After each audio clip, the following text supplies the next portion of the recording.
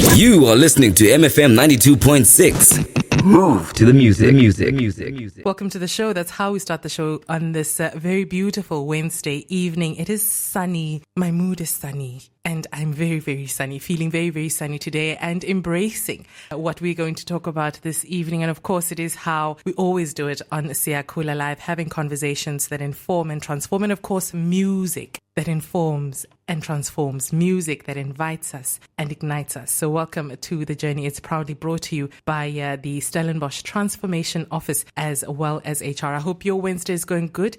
It is the 11th of September today. It's 6:09 on my watch. And of course, a very big shout out to Vilnay for holding it down on the MFM Drive. You can catch up again with Vilnay on the Thursday edition of the MFM Drive. For now, though, sit back, relax. Let's be in each other's company for the next hour or so. It's all about conversations that inform and transform. That's what we do on SiyakhulaLive. Welcome to the show. My name is Katlego Letlonkane. And I'm so happy to be in your company.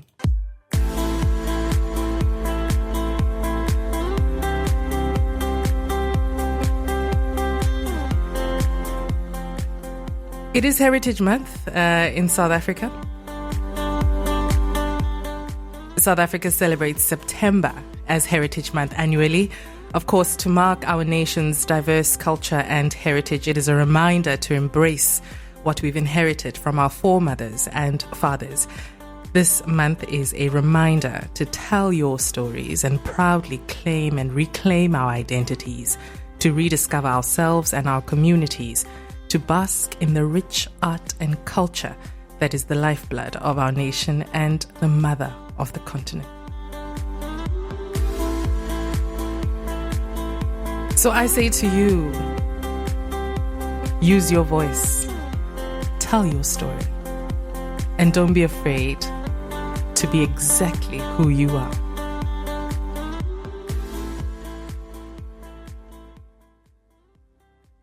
When we look at the source of the Nile, that place is called Kumara or Tamara, but that whole region is also called Ukara, Uranga, Ulanga, and you'll mark the two words, Mara and Kara. Mara is the universal goddess, the mother of all being. Kara is the son of this goddess, Mara. And that's why the primal African people call themselves Vakara, which means the people of light, the people of God, and the people of the sacred fire. But they also call themselves Vamara, the children of the Queen of Heaven, the children of the Queen of Heaven and Earth. Now, the African ancestry that originated in the area of the Great Lakes were called their ancestor Tapa or Pata, who is all generally known as Stellenbosch, Kamandi, Clutersville. We've got you covered on 92.6. MFM 92.6. Move to the music. Of course, there we've got teachings from Ntate Matole Motshega, Professor Matole Motshega, there on reminding us that we are people of light, people of God, and people of the sacred fire. That's who we are. And if you needed it from me, there it goes. There it was today. Welcome to the show.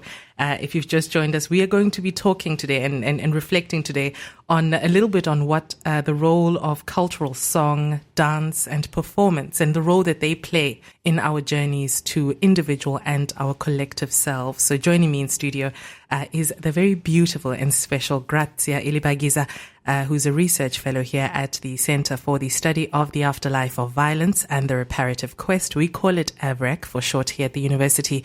Gratia is a Rwandan traditional dance practitioner and educational facilitator, and we are today reflecting in conversation with Gratia on her work this evening and how it addresses questions of identity, belonging, growth, and healing. The best tunes to make you move to the music. This is MFM 92.6.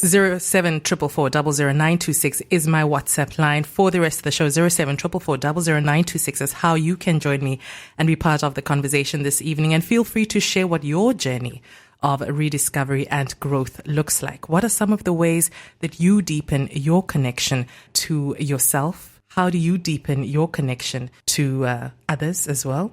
What are some of the ways and things that you do? Let us in. Let's all have this conversation this evening. It is SiyakhulaLive, 14 after 6 on my watch. Let's get back into the music. You are on MFM 92.6. Streaming live on www.mfm.co.za. Let me just remind you quickly, next week, Thursday, keeping you in the loop of what's happening in and around our communities here at Stellenbosch, in the world of diversity and community engagements as well. Next week, Thursday, the 19th of September, Siyakhula workshop for staff will be happening. And this is focused on disability inclusion in academia. No, we know that aspersions are often cast on studying for certain professions if one has particular disabilities. And now in this session, we get to engage with a PhD candidate in agri-sciences. His name is Andres Leroux, about his academic work and business journey and how disability inclusion has enabled his success in current studies as a PhD candidate in agroclimatology at Stellenbosch University. The conversation is also going to engage on the legal perspectives of disability at work, such as the inherent requirements of the job, as well as reasonable accommodations. So book your seat. The workshop takes place next week, Thursday, the 19th of September from 10 o'clock till 12 o'clock. The venue, it is going to be at the disability unit. So if you know the equality unit, the disability unit, it's all in the same vicinity. It's at the Simon Nkoli House on 39 Victoria Street at Stellenbosch. And to RSVP, you can just email Griselda Adams. The email is griselda@sun.ac.za. When we get back, Gratia is in studio. And it takes us to our diversity dialogue this evening. I'm quite excited to be hosting this good buddy of mine, special and beautiful. Her name is Gratia, special and beautiful Gratia, and she's a research fellow here at the Center for the Study of the Afterlife of Violence and the Reparative Quest. She is a Rwandan traditional dance practitioner and educational facilitator as well. So we're chatting to her this evening on how her work addresses questions of identity, of belonging, growth, and healing. Gratia, welcome to the show. And of course, thank you so much for making time and coming to see us this evening. Katlego, thank you for inviting me. As you can hear in my voice, I am so excited. Yes. So excited to be here at MFM. This has been a long overdue conversation. Yes. We have it. We have it on the off air. Yeah. I think we needed to bring it on air. Yeah, no, but the timing is divine. Is it? And I know when you say divine, you actually mean I mean it. I mean it. I mean, it's Heritage Month. It's African New Year, first fruit season. Okay. So yeah, I think the more I know and understand what these kind of time periods mean, okay. the more these kind of synchronicities feel different. Like rain, Nobo? Like perfect timing, and I know, Gratia, from the moment we met, I think this element of song and dance has always been very central to kind of how I was introduced to you, or how you introduced yourself to me, that you are a dancer and that you dance, and that dancing is this necessity for you, right? So let's maybe kick off there as how I know you, even when I thought I want to have this conversation because I really wanted to tap in and unfold this with our listeners this evening. What does song, dance, and performance mean to you? Sure. It's who I am. It's who I am. I always say I was born in Rwanda, and part of the way in which I sometimes choose to orientate myself to the place of Rwanda as home is through a proverb that we use in Kinyarwanda that goes, Imana yirirwa handi, igataha irwanda, which means God roams all over the world and comes to rest in Rwanda. So I grew up having a sense of that proverb. And I actually start with it because, while we were preparing for the show, I asked you about what Prof. Motsecha was saying about we are people of Mara, we're people of light, people of God. So in Kinyarwanda, the word for people of God is Veniman, the children of God. That's how Rwandans are referred to, the children of God. Okay. And he explains in the excerpt that you were sharing from his work that African people have their origins in the Great Lakes region, which is where Rwanda is. It's literally in the heart of Africa, in the continent. So I'm born from that place. My parents gave me the names Gratia Aimée Ilibagiza Mutabazi. Ilibagiza means perfect in Kinyarwanda. Mutabazi is my father's surname, which means defender. Gratia is a Latin name, which means grace. Aimée is in French, means beloved. Ooh. And I'm saying these things not, but they're part of orientating and speaking about who I am without even having to go through my lineage and all of those things. I was born in Rwanda, but because of the war that happened in 1994, my family had to flee and moved into exile and began a very long journey and migration away from the country. But when we arrived in South Africa in 1998, one of the very immediate ways in which I connected back to my country was first through hearing my parents speaking Kinyarwanda at home. So I grew up speaking Kinyarwanda. Okay. And after that was song and dance. So in church, we would go to mass. They would organize maybe a mass and refugees would be invited and would participate in, say mass because, that kind of Christian culture was a big part of Rwandan life. Rwanda is a former Belgian colony, so denominations like Catholicism, Seventh-day Adventist, that kind of thing has always been a part of it. But I say it also because I think there's always a parallel spirituality that African people carry, irrespective of how it's expressed through religious institution or whatever. And so even in times of turmoil, that connection to the spiritual is the thing that literally holds you and keeps you alive. Absolutely. In journeys like that, Absolutely. In journeys of violence, in journeys of displacement. So in that form of reconnecting, we left, but I always say in many ways I returned back to Rwanda through song and music. Watching my mother dance in our flat at home, playing traditional music and so, and hearing the sounds literally, ingoma, the drums. And I say ingoma because I know in isiZulu the word is ingoma, and it's hearing the drums, the tonality, the texture in like the singing voice of people singing our cultural songs. And when I say cultural songs, it's not these past things. They're very much alive and they're speaking about landscapes. They're speaking about people who existed, who are existing through us. And so I watched that and it made me realize that I come from somewhere. And this place is real. This place is alive. A lot of the songs spoke about the beauty of the country, the hills. Rwanda is known as the land of 1,000 hills. But in the songs, I always say the way the hills are described, so green, like it's verdant. Okay. So I was just like, I would listen to the songs, and even though exile is something that separates you from your family, from like the love of my grandparents, the connection to them, there's certain songs I'd hear and I felt like my grandfather was singing. It was his voice that I could hear. I mean, it's so beautiful because I also think that, sometimes, and especially, looking at what has been happening in our nation as a people, I always think that, music has probably single-handedly saved us. If there's one constant that we always return to, if I look at, our families, it was always the presence of bo jazz, if I look at, just that love of jazz and just how music really was always there through times of turmoil, through times of violence as well. So it is that thing that places in the place of displacement.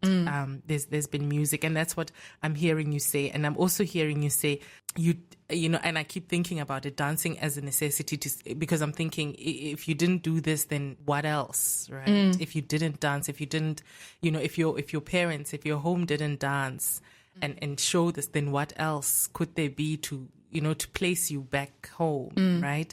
To connect you to your roots as a daughter of Rwanda, as someone living in exile in South Africa, so dance has been that path back home for you. Yeah, it has. So I think that's what I was trying to say.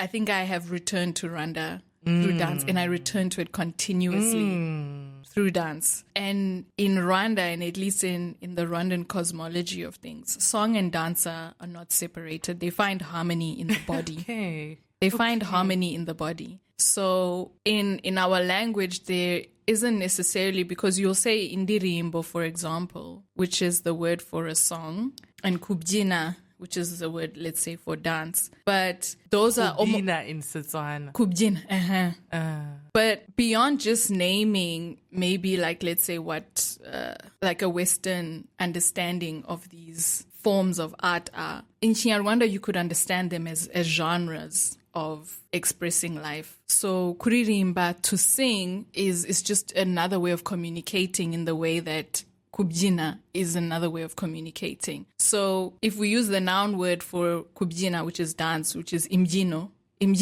for example, are songs that you dance to. There are songs that are sung, and then there are songs that you dance to, songs that you listen to, and other songs that you dance to. But when you think of dancing also, and this is a lot of, I'm sharing this because it's stuff that I'm writing about in my own work and stuff, is the dancing is not just you are dancing because the song is playing, but you're dancing in response to the sound. So your body is in a conversation with the music. I hear you. And that is a very African frame of being in the world. That our art and the way in which we engage in the world is dialogical, is always in conversation. We're in conversation with nature. We're in conversation with spirit. We're in conversation with the environment, with each other.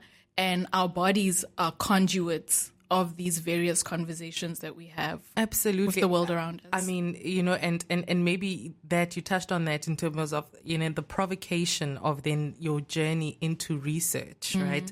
And bringing this work, or not even work, but when you translate into research, it becomes work. But maybe it's something a bit more organic to you. But then you've translated it or journeyed it or extended it into the research realm.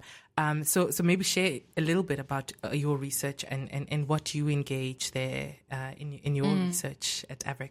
Yeah, I mean, so building from this conversation of arriving in South Africa in the early 2000s, our parents were grappling with the question of how do we share with our children about the place where we come from, and how can that be an important resource for them to make sense of life here in South Africa. And I think it's actually a very profound question when we think about movement and migration. I mean, at that scale, it's in the context of war. It's at its most extreme, and violence, and that's something that literally uproots you from the land of your birth, the land of your culture, and everything. And so our parents came together in Johannesburg, and our mothers in particular were finding a way to respond to, us as children who are now having to contend with growing up in a foreign land, and what that meant and how they could respond to that. So people, talk about trauma, talk about healing. But my work is really also interested in the strategies and resources people found within themselves, within their cultural knowledge systems, to respond to times of crisis. And so they came together and they decided to put together a cultural group, which I'm a part of. It's called Gihozo. And that's where I learned how to dance. And I was mentored by a man called Cyprian Kagorora, who is quite phenomenal in many ways, and was a father and parent to us in the same way our mothers were to all us in the group. And he taught us how to dance in the same way he had done with groups in Kenya, in Rwanda, where he was an artist, and even now in Australia, where he's based, and he has a traditional dance group. So I grew up in that group, and I've been dancing since I was young. And when it came to my academic journey and interests, I've always had the question about how do I answer how I came to be in South Africa? How do I speak about the impact of violence and war in my own personal experience and for my community? For sure. And I know, like, Rwanda is, seen in many ways as quite progressive, as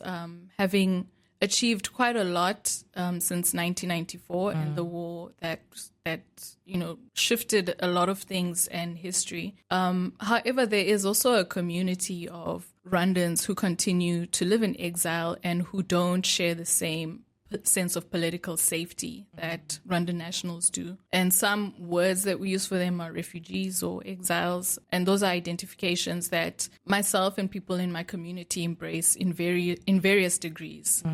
So my work is interested in how people who live in exile and claim this identification of refugee, imhunzi is the word in Kinyarwanda, and that's a word that I use in my own work. How do they make sense of their connection to home, but particularly through the lens of traditional dance and performance? And that was because in many ways that was the safest way I also felt I could engage the very big shifts that had happened. Because I think there's a lot of politics, there's a lot of history, there's a lot of complexity that we don't get into just because of the nature of power and how it positions various people throughout histories as either victims of or perpetrators. And something that we do at AVReQ is really question some of these framings around victims, perpetrators, that relationship, and understanding how complex it is. Exactly. And we are unfolding beings, right? We're unfolding beings. Very interesting. And I mean, we're gonna pick some elements of this research. We're chatting to Gratia Ilibagiza this evening, talking and journeying a little bit into her world and making sense and making sense of heritage and expression as well, expressing that through song, through music, through performance as well. So we're also weighing in on the conversation as well. I am watching my WhatsApp 0744400926. How do you make that journey to connect with self, to connect with your roots and your home, and to connect with others as well? We're doing this and more on the other side of this. It's Uthandi Somazwai. This album, it's one of those albums that I need time with. I'm taking it in song by song, but I think I need to just I need to spend some time with this album, burn some sage. And get into it. It's taken from her latest album, Sankofa. The song is called Emini. Beautiful song indeed. And we're still chatting to Gratia about some of her journeys into finding and connecting and to making sense. And we're talking off air just about the impact and the opportunity that research gives you. I think it gives you time to think about the things that really matter to you, so that you can get to the stage that Gratia's in. But let me give you that space, Gratia, to think about maybe the significance of what has been the significance of reflecting on your heritage and your identity through research. Sure. I think the impact is layered and it continues to unfold with time. If there's something that my research has helped me better understand, and this is in the sense of impact, is the importance of taking a lot of our indigenous knowledge systems very seriously. Oh, my goodness. Very, very seriously. If there is one thing to take from this interview. Yeah.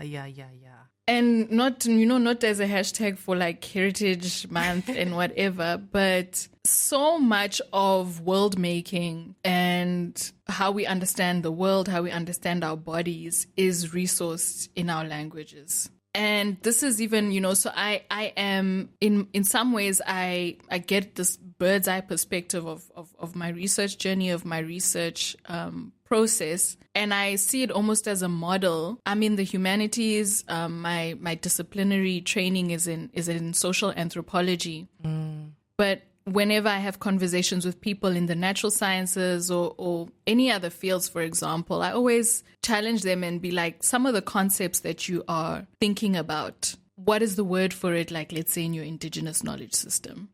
And that's almost the scholarly challenge that I put up to people who choose this path of working, of research, of thinking about their lives and the lives of the people that they're connected to. Because that's the other thing. I think research, sometimes, people who might not have a perspective on what it means, it's people who have chosen a path where they get to contemplate about their lives and how they're connected to other people. Even though sometimes people can be doing things that seem very arbitrary and everything. I don't know, like you could be researching on molecules and science, but you are asking really fundamental questions about the nature of matter, the and universe. How things and in the become, implications that for has. sure. But I think there's always a personal motivation behind it, even if it is as mundane as like doing it because somebody else is interested in it, or you're picking up on the research interest of somebody else.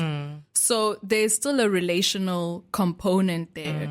And I think it's important to reflect on that, because you can then identify your impact as something that is expressed in that connection. And when you understand connection in that way, I think it's a very African philosophy. You know, when people talk about Ubuntu in Kinyarwanda, the word is Ubuntu. It's literally spelled the same. That is the sophistication of Ubuntu, is understanding that fundamental connection and how it's articulated in various ways. So my research is how I express my vocation or my spiritual calling. That would be the language of it. In this format, it takes multiple formats in dance and song and all of those things. But it's really to have found the affirmation in asking questions about who I am. For sure. And understanding that when that is done in a way that is honest, and when I say honest, it's not good, bad, it's honest. It's what it is for the time and the moment, and it grows. It reveals a connection to everybody else. For sure. And it's not about finding answers. But it's about the journey and the discovery. and exploring all the different formats and shapes that this connection takes. And the learning along the way. You know, I've shared it with friends as well in conversation. Friends who are also doing, you know, their research, post-grad research, and who are also at different levels and moments in their research journeys, that, you know, when all of us meet, we also kind of feel like we are on a ribitsa lefetlo, you know, what, you know, traditional healers, the process that traditional healers go through, right, in order to become a sangom.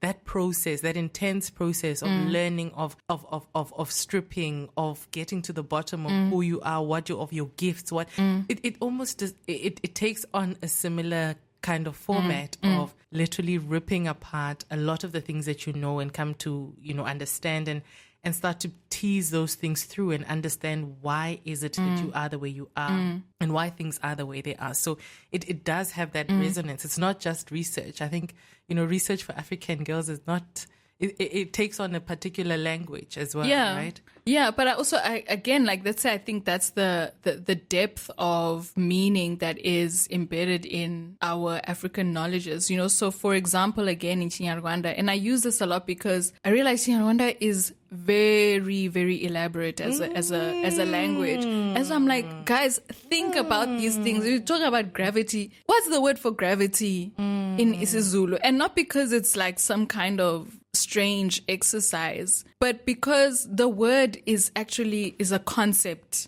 Yes. And when you understand concepts, you realize it literally shapes the world. And it's interrelational. Yeah. Like, it's so in Kinyarwanda, I was saying, for example, the word for research, the equivalent of it would be like ubushakashatsi. And a derivative of that word is gushaka, to find or to search. To seek, right? Yes, to seek.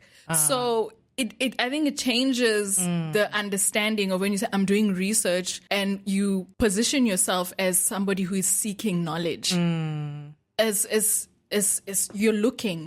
You're seeking knowledge. It's not like you're going to get it or whatever, but there's that place. And then when you understand it also, again, within the framework of like African community systems, there are people who are knowledge seekers. There are people who are healers. There are people who have certain expertise with like birthing, with death, with teaching, with, you know. So I think that's where even the vocational aspect of it, of finding your place in that world, becomes meaningful. And I would say, I mean, that element of calling. Yes. Right? Like, I do think that there is part, as we said it when we started, you know, at the center of it is this connection to the divine. And you also, you know, the things you seek and the knowledges that you seek are also not, you know, they are deeply connected to that divine and the purpose. Like, the time that you spend doing this work has been deeply, I can imagine, connected to who you are as a person and your divine. Right? And that kind of, you know, that kind of system that